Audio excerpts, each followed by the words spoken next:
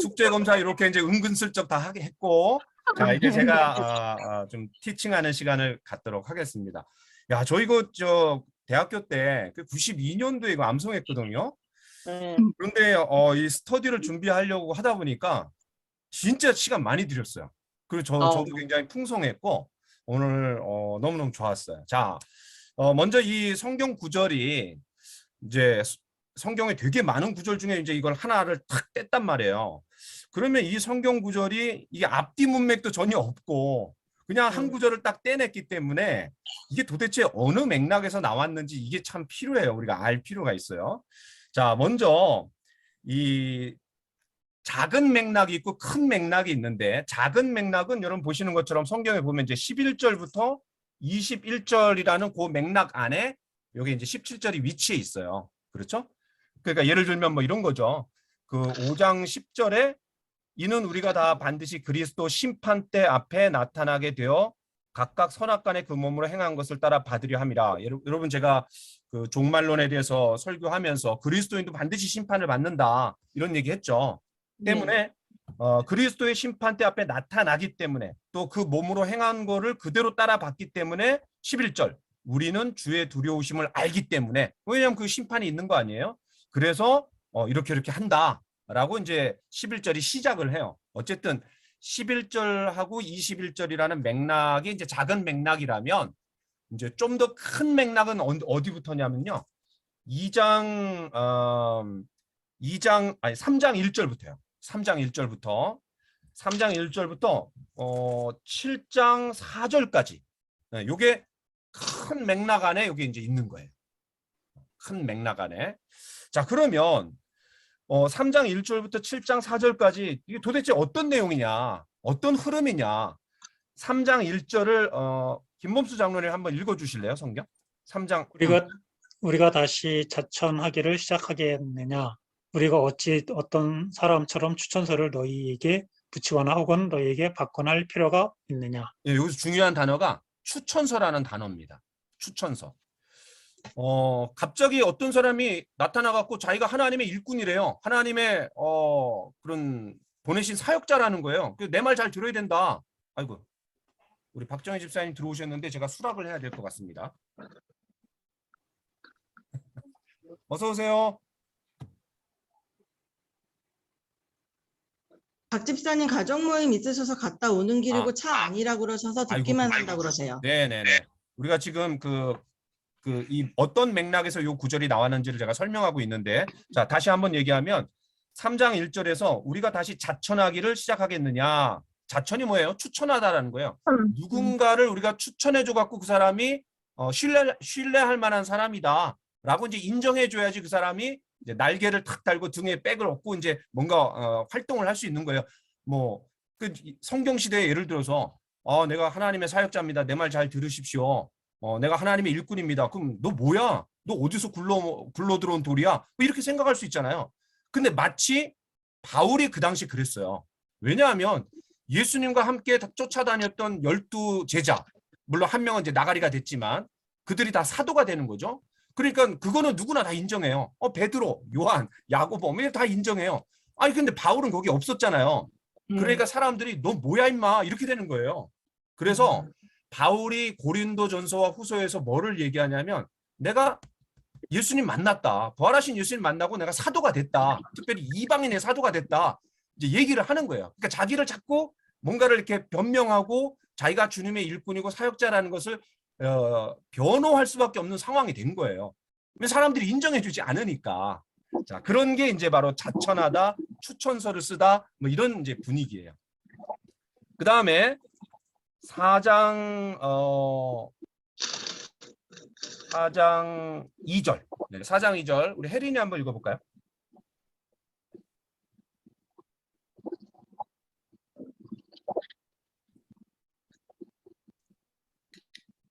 이에 숨은 부끄러움의 일을 버리고 속임으로 행하지 아니하며 하나님의 말씀을 혼잡하게 하지 아니하고 오직 진리를 나타내므로 하나님 앞에서 각 사람의 양심에 대하여 스스로 추천하노라.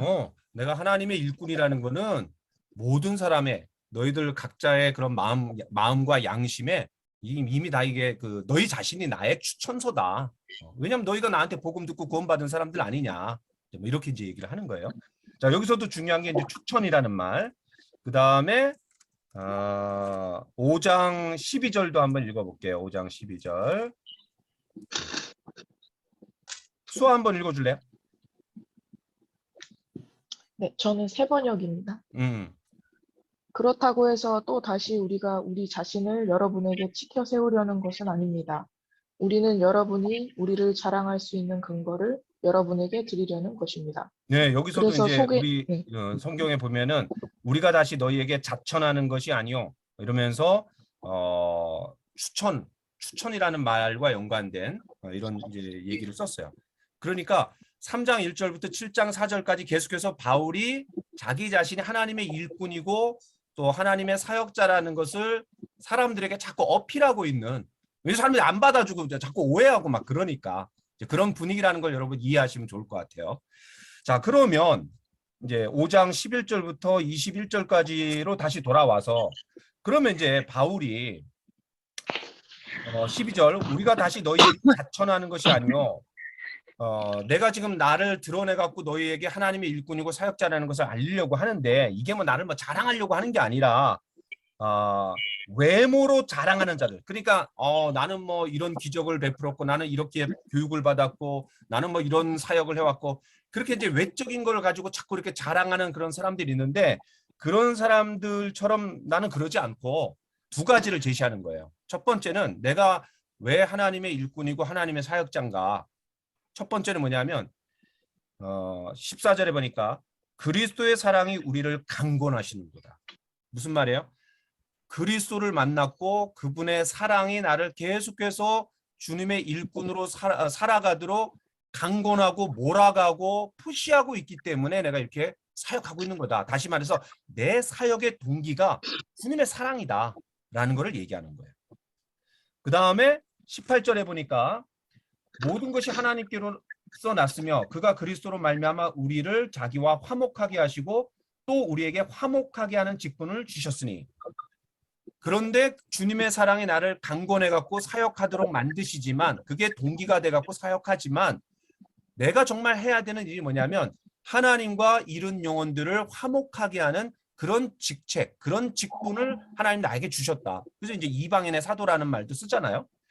그런데 화목하게 하는 그런 직분을 주셨을 뿐만 아니라 화목하게 하는 말씀도 주셨고 또 하나님 나라를 알려주고 어떤 다른 사람들에게 가교 역할을 해주는 그리스도의 대사다. 내가 이런 것까지 이제 얘기를 하는 거죠.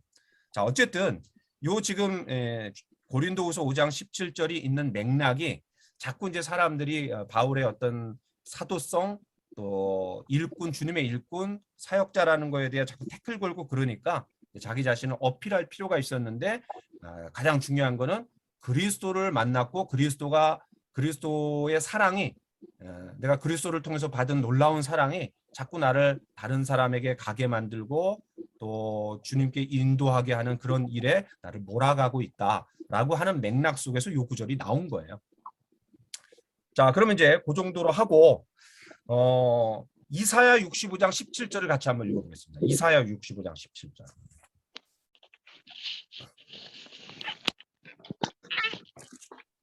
이사야 65장 17절.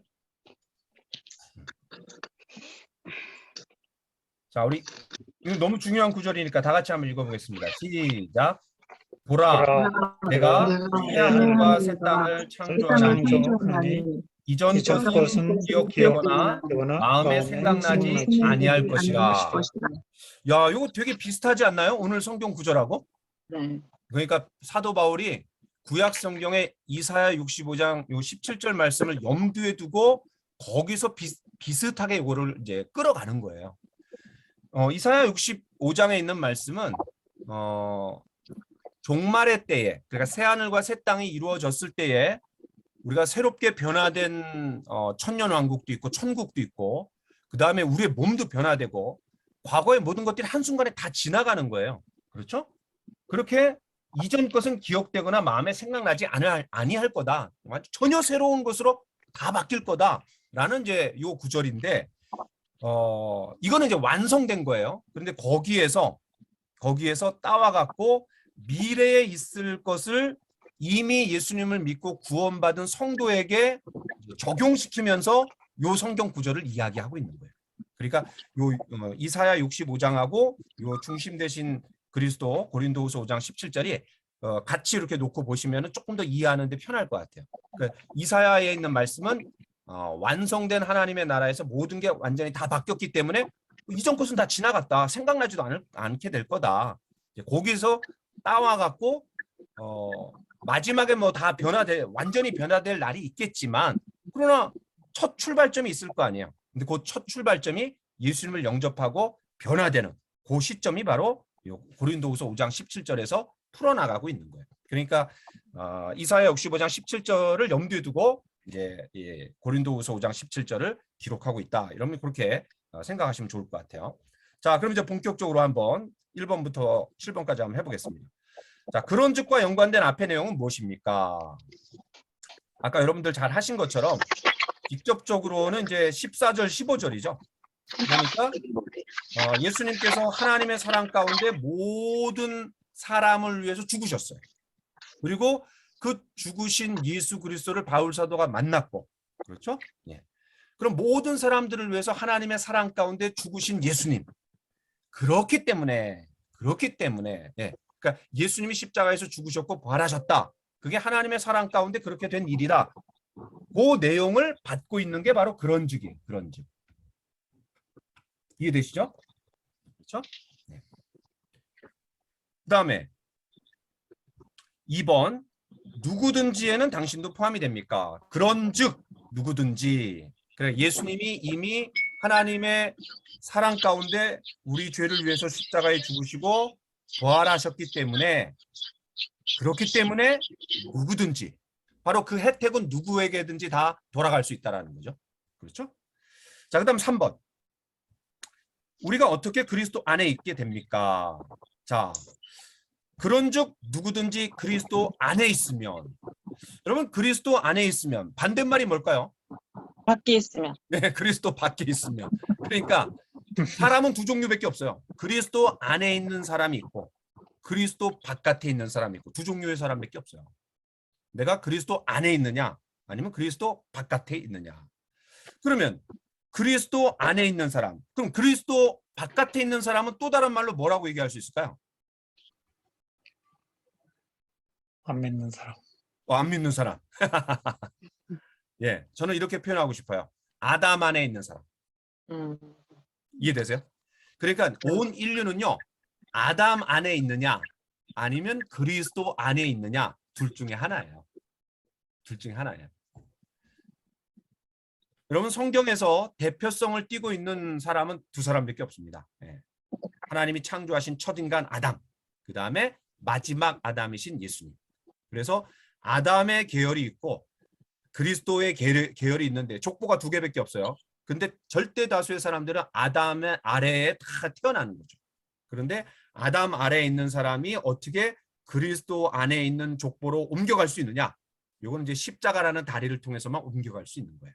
그리고 우리 편에서는 하나님이 해주신 건 십자가라는 다리를 통해 갖고 요 라인에서 이쪽 라인으로 넘어갈 수 있는 거고, 넘어가기 위해서 우리가 해야 될 거는 이제 믿음이죠. 믿음으로 요 라인을 넘어가는 겁니다.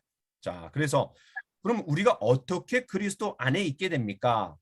바로 예수 그리스도를 믿음으로, 그죠? 예수 그리스도를 믿음으로 아담 안에 있던 사람들이 그리스도 안에 있는 사람들로 족보가 바뀌는 겁니다. 족보가 바뀌는 거예요. 그런데 이제 우리가 조금 더 심화해 갖고 이제 질문을 해본다라면 안에 있다라는 게 무슨 말인가? 안에. 요거는요, 소유 관계가 아닙니다. 소유 관계가 아니라 연합된, 그리스도와 내가 연합되어 있다. 아주 쉽게 여러분 예를 들면 포도나무와 가지로 생각하시면 쉬울 것 같아요. 포도나무와 가지로 그렇게 붙어 있는 상태. 그렇죠? 그러니까 가지된 우리가 포도나무에 딱 붙어 있는 상태. 네, 그렇게 여러분 생각하시면 좋을 것 같아요. 그래서 예수님을 믿음으로 나와 그리스도가 함께 연합되어 있다. 연합되어 있다. 네, 이렇게 마치 포도나무와 가지가 함께 붙어갖고 연합되어 있는 것처럼 예수님과 내가 같이 연합되어 있다. 이렇게. 근데 믿음으로 그렇게 된 거다. 그렇게 이해하시면 좋을 것 같아요. 자, 그다음에 네 번째, 새로운 피조물이 되었다라는 것은 다음 중 어떤 것입니까? 5번 말고도 선택하신 거 있으세요 혹시? 다른 분? 저 4번 고민했어요. 4번 때문에 고민했어요? 이 4번의 답은 5번이에요. 4번의 답이 5번인데 왜냐하면 내가 새로운 피조물이 되었어요. 여러분 이건 창조의 용어입니다. 그렇죠? 창조의. 그러니까 하나님만이 창조하실 수 있는데 예수님을 믿는 순간 내가 새로운 피조물이 됐대요. 아니 근데 이런 생각을 할 수 있는 거죠. 아니 근데 뭐 내가 과거에 했던 몸 그대로 갖고 있는데 무슨 새로운 피조물인가. 그래서 여기서 새로운 피조물이 되었다라는 말은 나의 상태가 다 변화되었다라는 말이 아니라 나의 위치가 바뀌었다라는 거예요. 다시 말해서 포지션이 한순간에 바뀌었다라는 말이 새로운 피조물이에요. 나의 위치. 그러니까 어떤 위치입니까? 어떤 위치예요? 뭐 죄의 종에서 또 하나님의 종, 하나님의 자녀로, 또 어둠 가운데서 빛의 자녀로, 또 그런 한순간에 내가 이제 이 신분이 바뀌었다라는 거지. 그 신분에 걸맞는 삶의 모습, 삶의 어떤 상태까지 다 변화됐다라는 말이 아니에요. 그래서 예수님이 십자가에 죽으시고 부활하셨다라는 사실을 내가 믿음으로 받아들였을 때 과거에는 내가 죄의 종이었고 어둠 가운데 살았지만 바로 하나님의 자녀로 한순간에 나의 포지션이 신분이 바뀌었다. 요거를 얘기하는 거지 그 신분에 걸맞는 삶의 모습까지 다 바뀌었다라는 말이 아니라는 거예요. 그래서 이 새로운 영적인 출생, 다시 하나님의 자녀로 태어났다. 또 쌍놈이었던 사람이 양반이 되었다라는 어떤 포지션의 변화예요. 포지션의 변화. 뭐 제가 이제 그런 얘기도 가끔 할 때가 있는데 어떤 대감집에 그 아들이 없어요. 그래갖고 이제 똑똑한 종 중에 하나를 선택해갖고 이제 양자로 삼아요. 그런데 양자로 삼겠다라고 딱 선포를 하는 그 순간 쌍놈에서 종에서 양반이라는 엄청난 신분의 상승이 이루어졌지만 그 쌍놈으로 살아왔던 삶의 모습이 한순간에 바뀐 건 아니죠. 그렇죠? 예. 그렇게 여러분 생각하시면 좋을 것 같아요.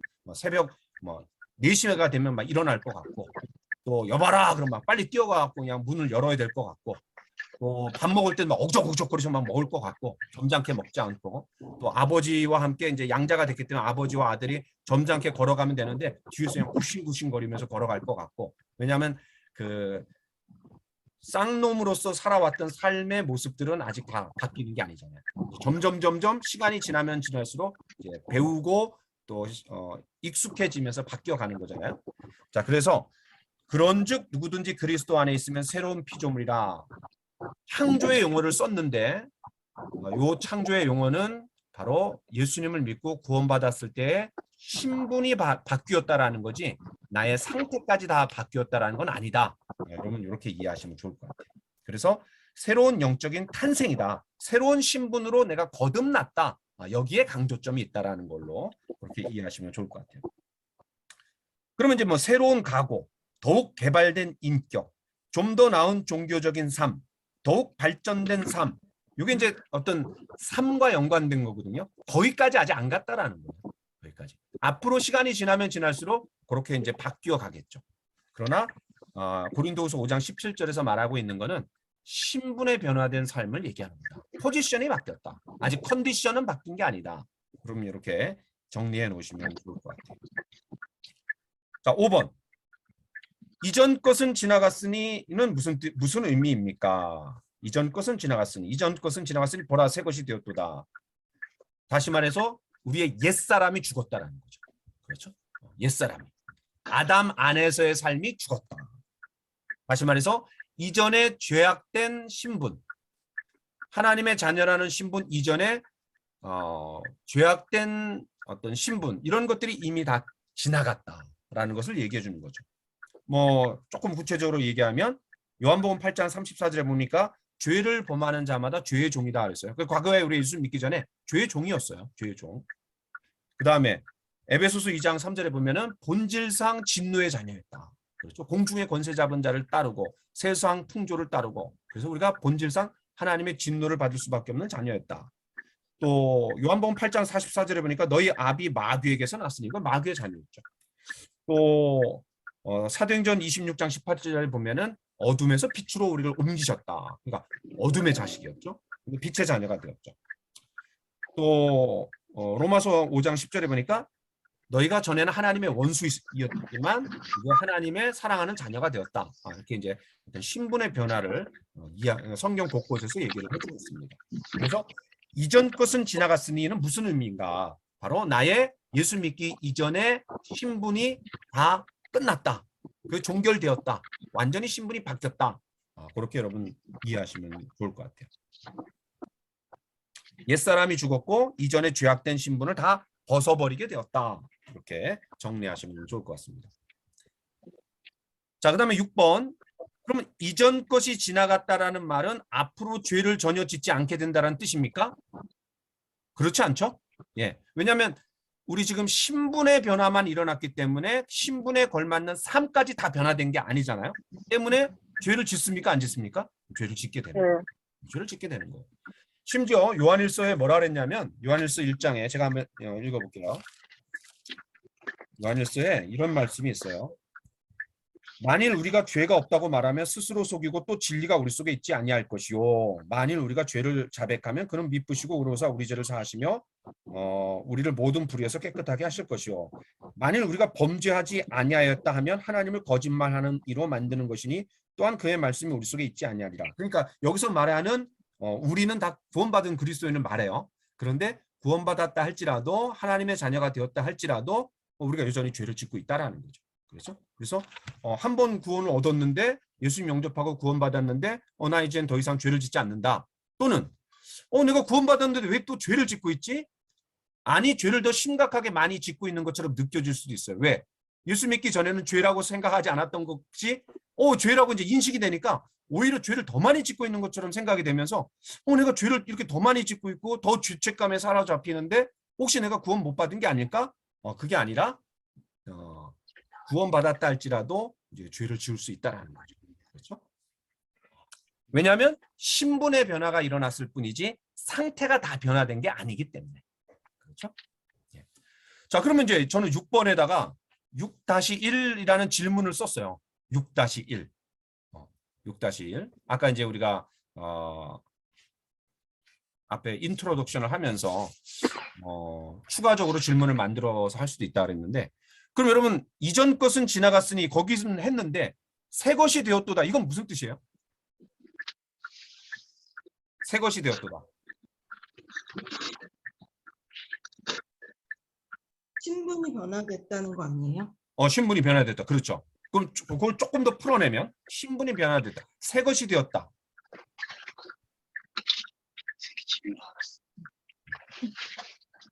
하나님의 자녀 그리스도와 연합한 삶을 살 수 있게 되었다. 나왔어? 그새?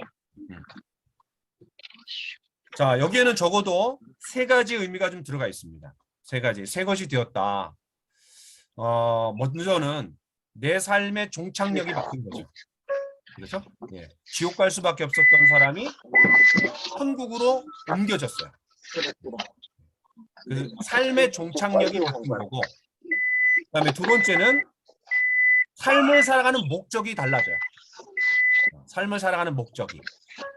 지금까지는 나 자신을 위해서 나의 유익을 위해서 살아왔지만 어떻게 해서든 하나님의 영광을 위해서 살려는 그런 마음 자세가 있는 거죠. 항상 그렇게 사는 건 아니지만. 그래서 첫 번째는 삶의 종착역이 바뀌었고, 두 번째는 삶의 목적이 달라졌고, 세 번째는 삶을 살아가는 방법과 자세와 태도가 달라지는 거죠. 깨끗하게 죄악된 삶이 아니라 하나님의 뜻 가운데 살려고 적어도 그런 마음가짐은 있는 거죠. 그래서 새 것이 되었다, 하나님의 자녀가 되었다, 이런 의미지만 이걸 조금 더 풀어내면 적어도 세 가지가 그 안에 들어가 있다. 나의 삶의 종착역이 바뀌었고 삶을 살아가는 삶의 목적이 달라졌고 그 다음에 삶을 살아가는 삶의 방법이 달라졌다. 이런 것들이 좀 들어가 있다. 그럼 그렇게 이해하시면 좋을 것 같아요. 자, 그다음에 7번. 오늘 첫째 날이라서 조금 길게 되는데 다음부터는 좀 짧게 하도록 하겠습니다. 자, 7번. 당신 스스로가 생각하는 자기의 신분과 하나님께서 보시는 자기의 신분 중 어느 것이 옳습니까? 왜 그렇습니까? 이거 되게 중요한 질문입니다. 우리가 하나님의 자녀라는 신분의식, 거룩한 신분의식을 갖고 살아가는 게 되게 중요해요. 그런데 아까 얘기했던 것처럼 내가 예수님을 영접하고 구원받았는데도 불구하고 왜 죄를 짓지? 또 내가 왜 죄를 더 많이 짓는 것처럼 느껴지지? 내 삶이 한순간에 왜 다 안 바뀌어지지? 그러면서 고민하고 갈등하면서 힘들어하는 사람들이 있을 수 있어요. 근데 그게 아니라 내가 신분이 변화된 거지 이제 내 삶의 모든 게 다 변화된 게 아니다. 여전히 내 안에 죄악된 성품이 남아있고 지금까지 살아왔던 삶의 습성들은 남아있다는 거죠. 그런 것들을 하나하나 제거해 나가는 이제 훈련의 과정이 이제 시작이 된 거지 그런 게 한순간에 다 바뀐 건 아닌 거죠. 그러나